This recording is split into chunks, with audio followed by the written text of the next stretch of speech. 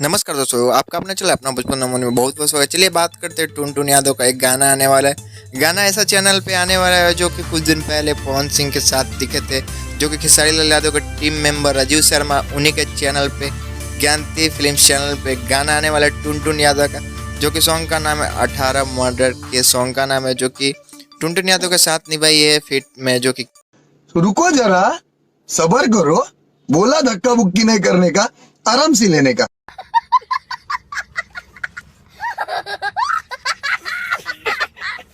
काजल है, सिंगर है टुनटुन यादव और शिल्पी राज। लिरिक्स है ये सॉन्ग के मुकेश यादव के, म्यूजिक है आर्या शर्मा। मैं आप लोगों को बता दूं कि इस पे टाइम डेट ऐसा लिखा हुआ नहीं है जो कि कब आने वाला है, लेकिन पोस्टर आज ही रिलीज किया गया है, जो कि ये सॉन्ग टुनटुन यादव का ज्ञानती फिल्म्स चैनल पे आएगा। आई होप आप लोगों को वीडियो अच्छा लगे तो लाइक कर दे, चैनल को सब्सक्राइब कर ले ताकि ऐसी अपडेट आता रहो। आप हमसे बात करना चाहते हैं, हमसे जुड़ना चाहते हैं, नीचे डिस्क्रिप्शन में इंस्टाग्राम का लिंक दिया गया है, वहाँ से बात कर सकते हैं, जुड़ सकते हैं। मिलते हैं नेक्स्ट वीडियो में, तब तक के लिए धन्यवाद, बाय।